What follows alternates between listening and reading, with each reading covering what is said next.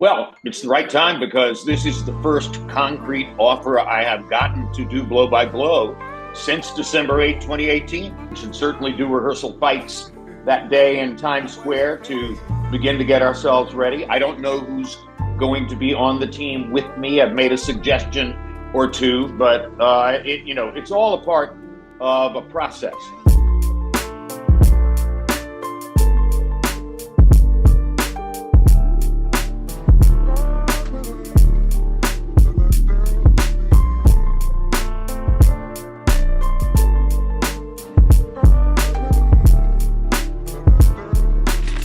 Welcome to Mano a Mano with Diego Esquivel. Today I am joined by one of the most recognizable voices in the sport of boxing. He is known for his work on major sports networks, covering a record 14 Olympic Games and becoming recognized as the first sideline reporter. And he is kind enough to speak with me today. He is Jim Lampley. Mr. Lampley, how are you doing, sir? Doing fine. How are you, Diego? I'm doing great. Thank you so much. I want to start off by saying thank you for taking time out of your day to speak with me. As a sports journalism student currently at ASU, I greatly appreciate you coming to share your experience and your career. So thank you very much. My privilege. Happy to be here.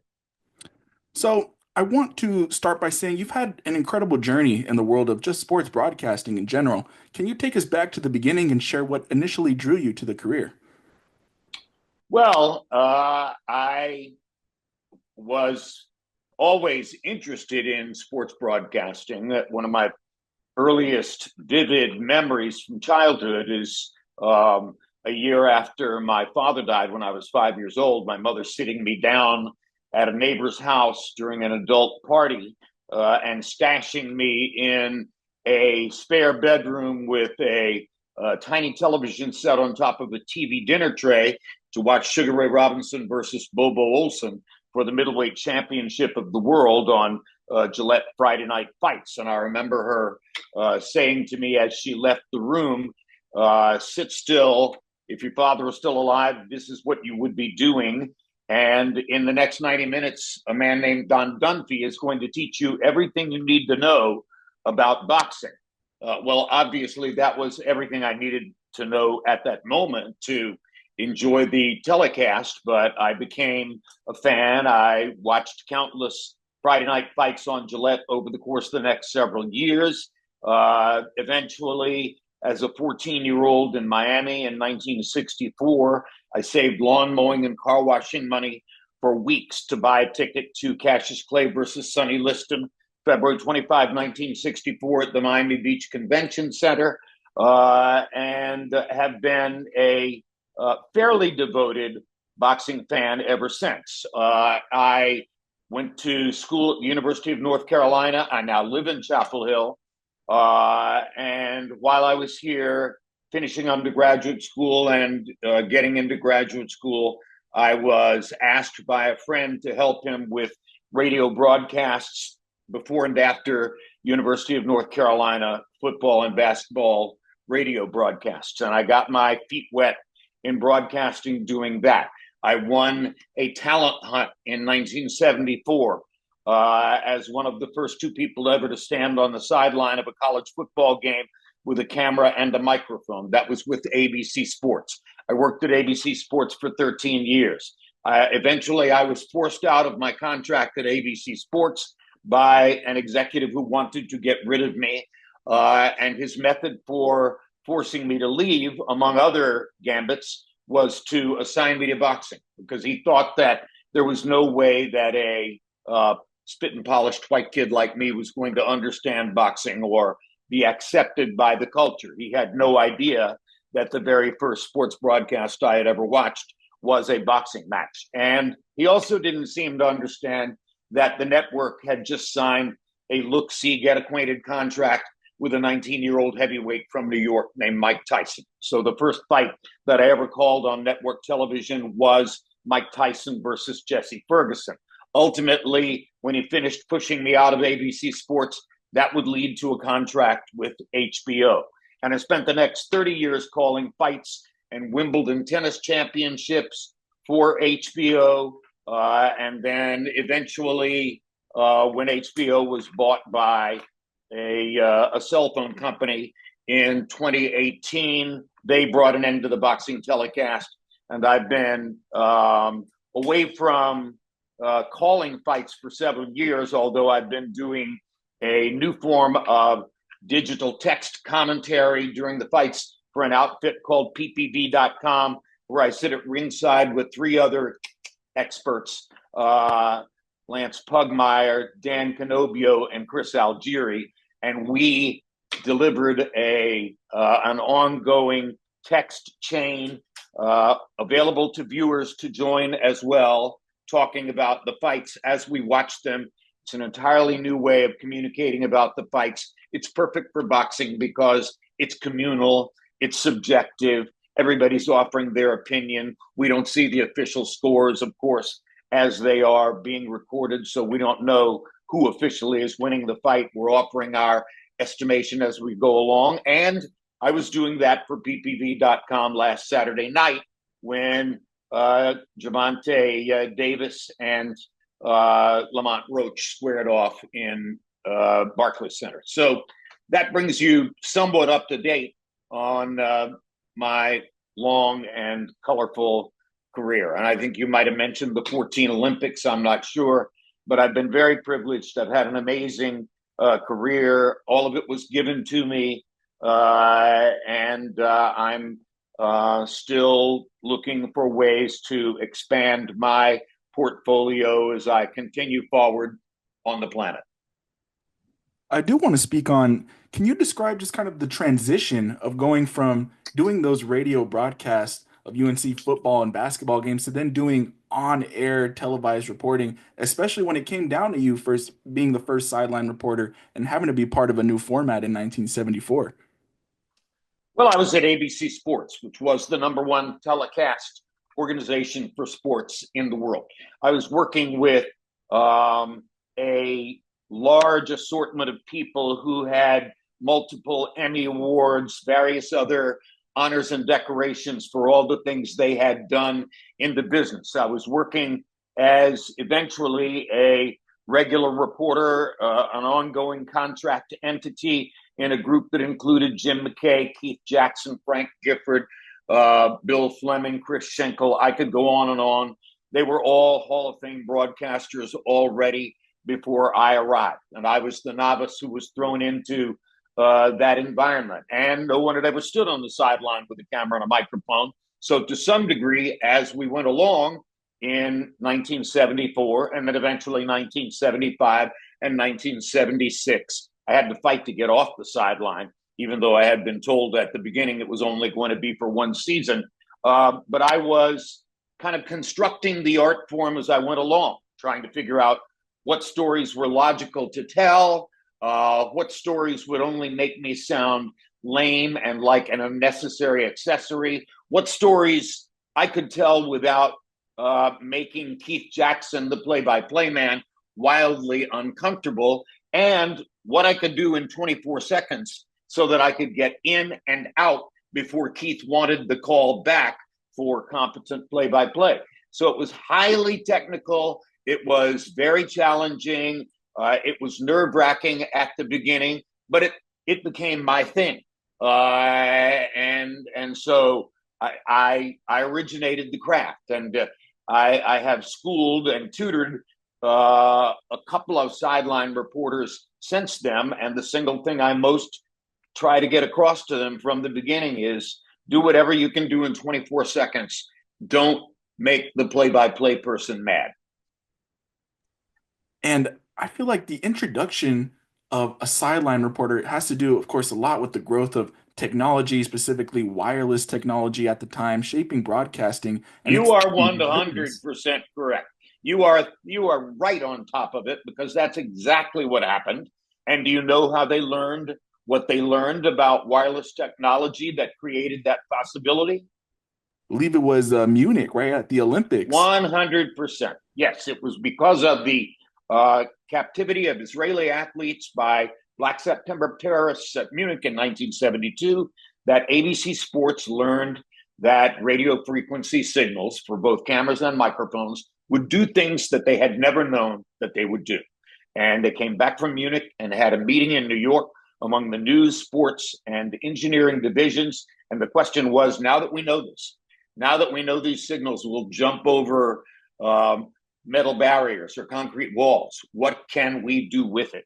And the first idea they went for was we could put a reporter on the sideline of a college football game. College football, not pro football, because they knew that the NFL would not go for it until it was something that was fully established. And that, in fact, turned out to be the case.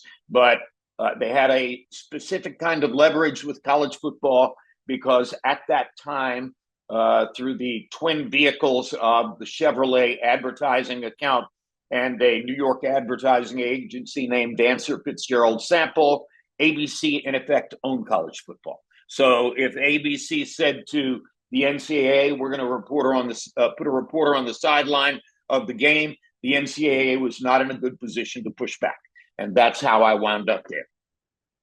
And it sounds like this topic of this shift of technology and broadcasting, it sounds like it ties in greatly with the course that you taught at the University of North Carolina, Evolution of Storytelling in American Electronic News Media. What kind of inspired you to be a part of that course, and what have you incorporated from your personal experience in broadcasting into your teaching at that time? Well, I was invited by the administration, the upper level administration, and the communication department to come teach a course. And the original invitation was whatever you want to do. If you want to stand in front of classroom gatherings and talk only about your career the whole time for an entire semester, we'll call that a course because we know how broad and vast and colorful your career has been. And I said, not good enough for me. I would like to create a legitimate academic course which will stay in your catalog after I'm finished teaching it, and somebody else will succeed me as the teacher. And I wanted to deal with the serious topic of all the things which shape how stories are chosen, how they're told, why they're told, et cetera, et cetera. And I wanted to focus on news, not sports. I did eventually function as a news anchor. I did news reporting within my ABC Sports portfolio. So I had some cred in telling the administration that I wanted to do a serious course about television news storytelling. And so that's what the course became Evolution of Storytelling in American Electronic News Media. And as I told them from the beginning, we're going to look at how business conditions affect storytelling. We're going to look at how political conditions affect storytelling. You can underline that right now. We're going to talk about how engineering affects storytelling, how the identity of the reporter affects storytelling, how producers interacting with reporters affects storytelling, the whole organic mix of what it is that leads to the stories that people are told on the air. And news, not sports, because that's what matters. That's what is important to the ongoing evolution of the society. And I wanted to be doing something that meant something and which would incentivize the department to continue the course. How strongly would you recommend a student in sports journalism familiarize himself with journalism first? How strongly does it affect and carry over to that other profession? You can conceivably be a sports reporter in the current environment without having studied all of the basic tenets of news reporting, their historical evolution, the people who made the rules, why they made the rules, etc. You can get by probably without doing that. You won't be great. If you want to be great, you have to understand how radio news first evolved from Morse code in the 19 teens, how it evolved through the 20s as the society continued to grow and go forward, how the reporting of people like Edward R. Murrow and his colleagues in Europe in World War II restructured and recreated the whole environment for broadcast news reporting, how the space race and the 1960 election and personalities like Walter Cronkite and Chet Huntley and David Brinkley all played into that ongoing strain of history. What Watergate was and how television coverage of Senate hearings ultimately led to the outcome of Watergate, et cetera. All those things were subsections of my course. And my belief very strongly is that if you want to be great as a sportscaster or as a newscaster, you have to know all those things and you have to study them. A question that I really wanted to get your take on was, let's say someone is pursuing a career in sports journalism or sports broadcasting, and they say, I want to work in a specific sport. I want to be a broadcaster for football. I want to cover boxing. Should they be doing all they can and driving all their focus to get to the sport where they want to be? Or do you recommend to be prepared to be well versed in multiple sports, as you see multiple broadcasters like yourself work in more than one field? The more you are a generalist, the more you can take advantage of your opportunities. Uh, I did a variety of things in my first 13 years at ABC Sports. I was required to go out and do all of the wacky, out of the mainstream events that were to some degree the bread and butter of wide world sports. That was my way of earning my way up the ladder. So I learned a great deal of professional skill from doing the log rolling, the barrel jumping, the wrist rolling, the motorcycles on ice, the New York State Firemen's Competition, the Demolition Derby. I could go on and on. Also, that was great for me diplomatically because every other network telecaster on the roster there had to do those things multiple times. And I now became the person who had to do all of them every year. And that helped my public relations with the guys with whom I was working. None of them wanted to go back to Hayward, Wisconsin for the log rolling or back to Petaluma, California for the wrist wrestling. They were done with that. So now I came along and was anointed to replace them on all of that. And that was my way in. And by the way, again, the executive at ABC Sports who first assigned me to boxing in 1987 was doing it to get rid of me.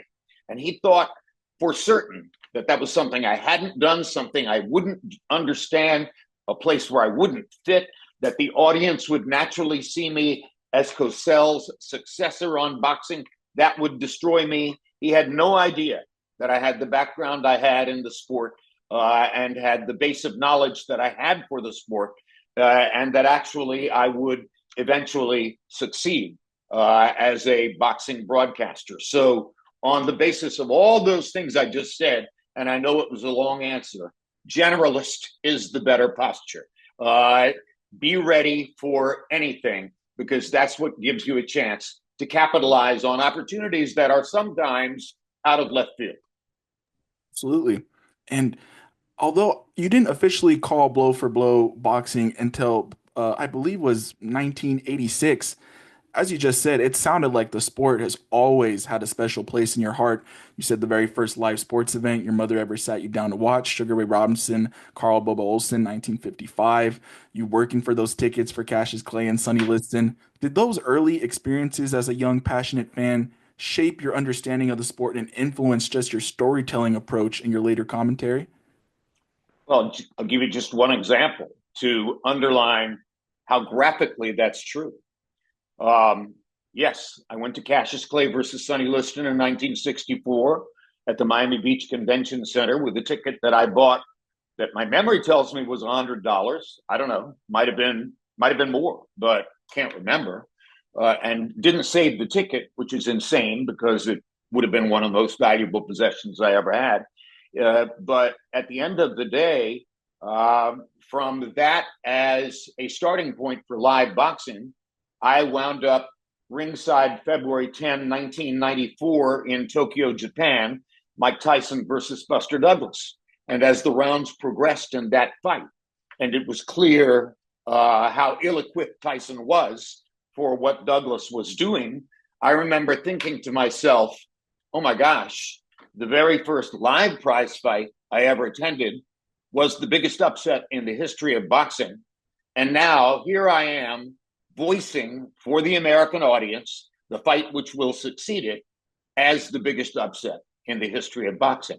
So, yes, absolutely. All of my early experiences, my slavish passion for watching NFL football all day on Sunday, my devotion to University of Miami football and basketball games when I was living there as a kid. My mother would,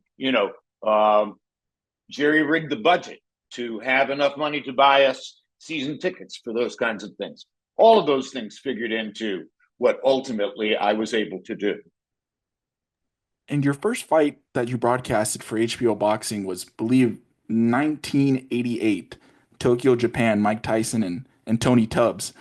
Um, at this point, you've already had 13 years of experience as a broadcaster. However, I recall you saying you're still being a little nervous. You said the hands even started shaking during the broadcast. And you said you realized you got nervous because to you it was the holy grail or the pinnacle. Reflecting on your first broadcast for HBO, how did that initial kind of nervousness shape your approach to future broadcasts? And what advice would you also give to aspiring broadcasters who might feel the same way in similar situations? Well, the nervousness wore off in less than a minute when I realized that the microphone was shaking in my hand. And I knew that I didn't like the way that looked, and I wasn't going to like the way I looked. But the nervousness was because it was HBO. Because after 13 years of commercial television at ABC, and in an era when it was clear that identities among television networks were changing and were going to change, I realized that I had reached the top of the artistic mountain. That now I was in a place that was more elevated, more rarefied, and where the storytelling was going to be more, both more challenging and more fulfilling than what I had done at ABC Sports. Now I wasn't going to be stopping down every 6 or 8 minutes for a commercial break to get my bearings, think back on what I had done, make some plans about what we were doing going forward. That wasn't the case anymore. Now I was going to be on the air telling 1.5, 2.5 hour, 3 hour extended stories in my voice. And I was going to have to be able to govern a lot of that storytelling content by myself, because even though the truck could talk to me and the truck could assist me in keeping track of the format and where I was going, at the end of the day, most of the words that were coming out of my mouth at that point were coming directly from my brain. I knew that was going to happen at HBO. I wanted that to happen. I wanted to work for HBO. And now that I was there for the first few minutes of that telecast in Tokyo, I was blown away. So, yes, I freely admit that my hand shook on the microphone that day. It didn't do so afterward. I got comfortable very fast with the elevated status and the comfortable niche of HBO boxing. And a call that I really admire that you made was in the final round. Pacquiao Morales won, in which you said there's nowhere else in sports you'll find greater passion, greater intensity, greater courage, greater commitment, greater sheer guts than what these two guys are showing you. This is boxing at its best. Amongst the absolute just chaos, excitement of a fight like that, where do you find a moment to pull these absolute words of passion for the sport and just really let the audience know this is what the sport is all about? From my whole life, from the organic reality of my life, from the degree to which everything I do professionally, particularly in sports broadcasting, was handed to me by my mother on behalf of my father, who died when I was 5 years old. Her approach always was, if your father were alive, this is what you would be doing. And so she took up the cudgel, so to speak, for him. She saw to it that everything she knew that he would have wanted to give to me, she gave to me. And all of my storytelling skill comes, if I have storytelling skill, all of my storytelling skill comes from her and from my grandmother, my father's mother, because they spent 30 years competing for my attention by telling me stories. I was the eldest grandchild in my generation. I was the favored grandchild in my generation because my father was the eldest child and he had died. And so everything that could be done to shape me as the logical successor to my dad was done by both my grandmother and my mother. And I owe them everything. And the storytelling, as you said, those storytelling skills, which I think fans can definitely say that you have, it's one of the reasons why you're so admired. And we, of course, have to speak about the big announcement. I have to congratulate you because when I first reached out to you, this was not announced yet. And so I had no idea that this was going to be official May 2nd, Times Square, New York City, stacked triple header event with some of the biggest names in the sport and ringside to call blow by blow, Jim Lampley. It's just amazing news. And I have to ask, when did the pieces really start coming together? I recall early last month, Turkey Al Sheikh put out a tweet inviting you on the broadcast of a future card. But when did the talks just really start happening? Well, I mean, you could say that the process began with Turkey Al Sheikh uh, putting that message on X because I don't do social media. A lot of people at ringside showed it to me and told me about it. And, part of the question was, okay, what are you going to do? And I said, I'm not going to do anything because I'm not on X and I can't respond directly to him. And I don't know that I have a conduit to him. And I don't know that it would serve me well to say anything or do anything anyway. I'm pleased that he said what he said. Now we'll find out if there's any genuine interest in that. And by the way, he works with other people. And I don't know if the other people are going to feel exactly the same way about that. So I very much disciplined myself about getting my hopes up. It's been more than 6 years since I called a fight. There was every logical reason to believe that my career as a blow by blow person was over with.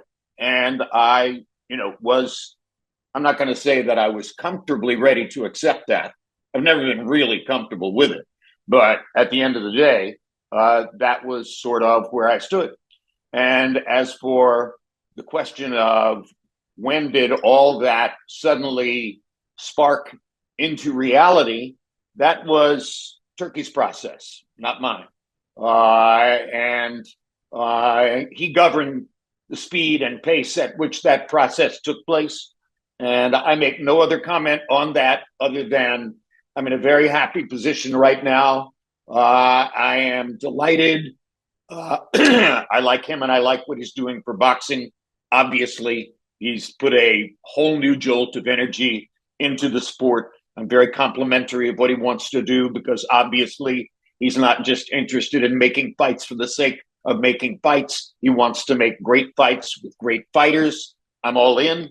And now we go forward toward May 2. I heard you speak on the Ariel Helwani show about a week ago, and I've loved your appearances on that show that you've been doing. And I remember you saying, when asked about returning to the sport, I'm just waiting for the right opportunity to do blow by blow. And if it doesn't happen, that's fine. But if it does happen, that'll make me very happy. And here we are a week later with the announcement. So, what about the event doing blow by blow for the prestigious banner of Ring Magazine really spoke to you and made you say, this is the right time? Well, it's the right time because this is the first concrete offer I have gotten to do blow by blow since December 8th, 2018. I got a couple of other shadow offers or initial approaches from outfits that I might have wanted to work for if they had continued forward on the path. But apparently obstacles arose and, what were at first seemingly concrete offers to do blow by blow did not turn out to be so. So, that happens. People make business decisions, other things get in the way, their associates dissuade them from what they've chosen, et cetera. I understand that. I had zero hard feelings against anybody. And what happened with Turkey happened very suddenly, in a very immediate kind of envelope. I can see that that's not unusual. He does business decisively. And again, I'm all in for that. And so we met, we sat down. I saw his envelope of people. I had a great conversation with him. Our ideas were dovetailing in line with each other. He said, so do you want to come back and do the blow by blow? And I said, yes, of course I do. And now, as I understand it, here we go. I feel like with your recent work with PPV.com or just people coming up to speak to you at events, fans have just been truly invested in your involvement in boxing since the last HBO broadcast. Have you taken a step back just to see the overwhelming positive reaction and excitement surrounding your return to blow by blow commentary? I've heard about it. I've been told that that's the case. I have never liked to read my press clippings one way or the other. I want my performances on camera and on microphone to be self generated. I want to do it from my own base of secure ego based on my long experience and my understanding of the craft. I don't want what anybody else writes or said, even the most positive and benevolent of fan followers, to affect what I do. I want it to be a continuing self-generated process. I think that that's what Turkey sees in me and understands that he wants in a blow-by-blow announcer at ringside, someone with a polished, long-shaped, secure ego who believes he knows the sport and can make the minute-by-minute subjective judgments that you have to be able to make to call this sport accurately and well. And I'm not going to tell you that I know that I've called the sport accurately and well. I just know that it's been well received enough that fans do say the kinds of things you're talking about, and well received enough that Turkey went on X and said he'd like to see me back. And now here we go. And as you prepare to return to commentary alongside a possible new team, how do you feel about the transition from working with the legends you've worked with before, whether it be Max Kellerman, Larry Merchant, Roy Jones, to a new dynamic? And what do you anticipate will be the biggest challenges or even excitement in getting used to a fresh new team environment? Everything. You learn to work with other people's rhythm, thought process, timing, phraseology, et cetera, et cetera. Whoever it is, I'll be in an immediate learning process. I hope we'll have some rehearsals. We should certainly do rehearsal fights that day in Times Square to begin to get ourselves ready. I don't know who's going to be on the team with me. I've made a suggestion or two, but it's all a part of a process. And I can honestly say it took me I want to say it took me years to develop the comfort levels that I developed with Larry Merchant and later Max Kellerman and Emmanuel Stewart and later Roy Jones and all the people I worked with at HBO, George Foreman. That was a process. I think it turned out very well. The title of my book, as I'm sure you know, comes from my call of George Foreman's upset win over Michael Moorer, November 5, 1994. Now I think we are bonded and close. It took a while, and it should have. He's a very discerning person, and he makes sure before he plunges forward with something in the way of an emotional relationship. But I love him, and I hope he loves me the same way. And whoever it is that I'm going to be working with, it will be different 6 or 8 weeks in than it is at the beginning. And that's because we'll be getting to know each other. We'll be feeling each other's rhythm and timing. We'll be understanding each other's phraseology. And at some point, we will wake up on that side of the process where you have the kind of chemistry and kinetic productivity that I think I had with all the people I've mentioned before. It's very exciting. Very excited to see the new dynamic. And can you also please just give your overall thoughts on the event? You have the likes of Garcia, Haney, Tiafimo, and to top it off, in the middle of Times Square, New Year's style. So I can imagine ringside, it's going to be quite a spectacle. It's going to be a fantastic event. Obviously, if you go back to my Wide World days, I've called a lot of events outdoors in the crowd, amid crowd noise and excitement, etc. But nothing ever exactly like this. This is an entirely new and exciting adventure for boxing. Although I know that there have been a lot of outdoor fights. The first fight I ever did, Mike Tyson versus Jesse Ferguson, was outdoors in Glens Falls, New York. So I've been there before. The fights we used to do out in back of Caesar's Palace outdoors, as was evidenced when the Fan Man landed on the ring apron the night of Bo Holyfield 2. So this will be in the same vein as things that I've done in the past, but it will also be different. Haney and Garcia, I was in there. I was in the Barclays Center for their first fight, working for PPV.com. So I saw what happened, and I know both fighters. That part is good. I was preparing at one point to do a Teofimo fight. It fell through. So I think I've met him on a Zoom or a group call, but I have not met him in purpose. And, it'll take work. I'm going to have to dig in, go to a meeting or two, get to know these people better, and gather in some material to be ready to call the fights. Very exciting. And before we go, you mentioned your book, It Happened. I pre-ordered my copy on Amazon. Very excited to read it. I understand that you started developing the book after you had stepped away from teaching, and I've heard you describe writing it as cleansing in a way. What made it cleansing for you to put your career and personal experience on paper? Here's the book. There it is. Okay. There's the cover of the book. Let's see. I'll pull it back so you can see it. Yes. Perfect. Yeah. Well, it was cleansing because it's a narrative of, in effect, my whole life. It wasn't just my career, because as you've already seen in this conversation, I can't talk about my career without going back to the beginning and talking organically about my mother and my grandmother and the platform they gave me, and what my father meant to me, even though he was gone when I was 5 years old. All those things are part and parcel of my career. I can't talk about my career as a ringside blow-by-blow commentator without talking about the 13 years that preceded that. All the Wide Worlds, Olympics, etc. I mean, we haven't even mentioned here that I had the privilege of going to 14 Olympics. I'm still told by authoritative people that that's the largest number of Olympics assignments ever for an American sports broadcaster. That amazes me, but it's part of the narrative and the picture.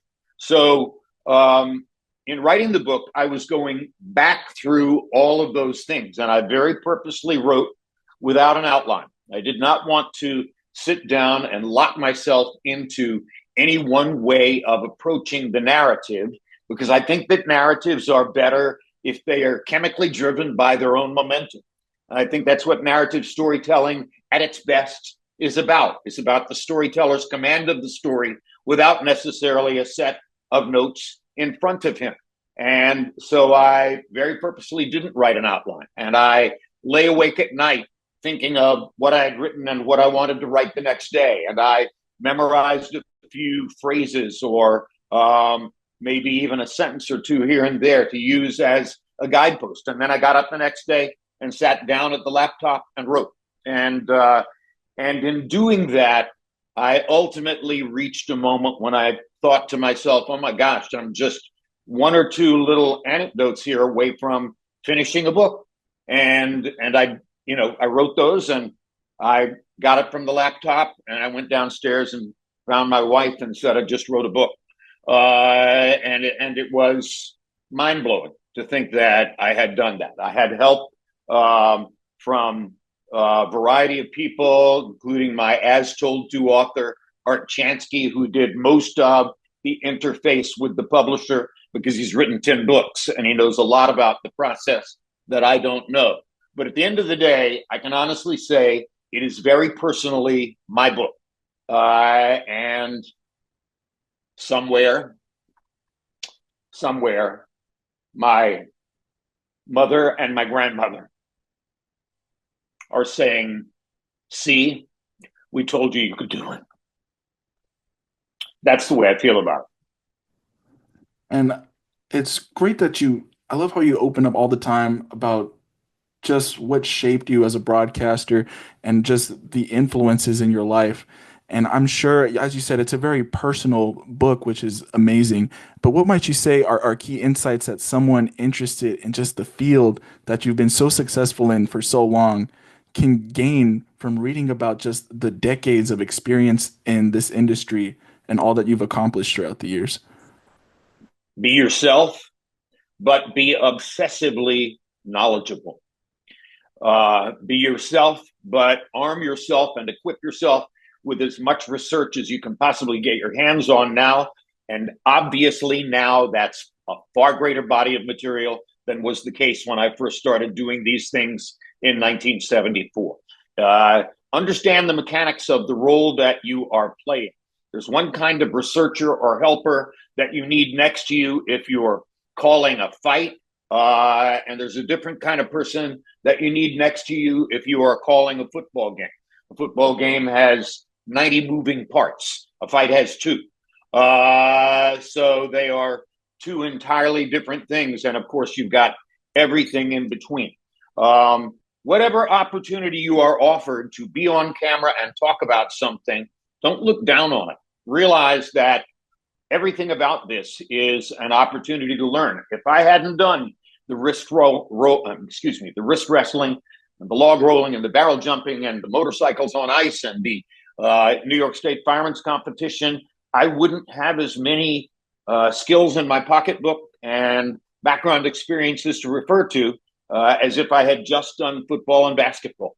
So the more you can broaden yourself, the more open you can be to new experience, the more you understand that this is all about people and their personalities, the more you learn about the athletes that you're covering, and the less you think about yourself, the more you think about them, the better you're going to be. And that's a lifelong process. It doesn't happen in a week. It doesn't happen in a year. It happens because you keep devoting yourself to this, keep thinking about it, go to bed at night thinking about what you've done and what you're going to do next and how best to do it for as long as you live. That's been my life. And I know that's been the life of the other great broadcasters I admire. Bob Costas, the best of my generation. Dan Patrick, very smart guy. Jim Nantz, a variety of others. All the people in my generation whom I admire and revere. I know that they've all worked just the same way I did, devoting themselves to working hard at information and background and knowledge and a personal point of view. You got to have your own way of looking at it if you want to be good. Absolutely. Thank you so much. I want to say truly, truly thank you for your time, for speaking with me. I'm very excited to see you return. I'm very excited to read your book. Officially releases April 15th. You can pre-order it now.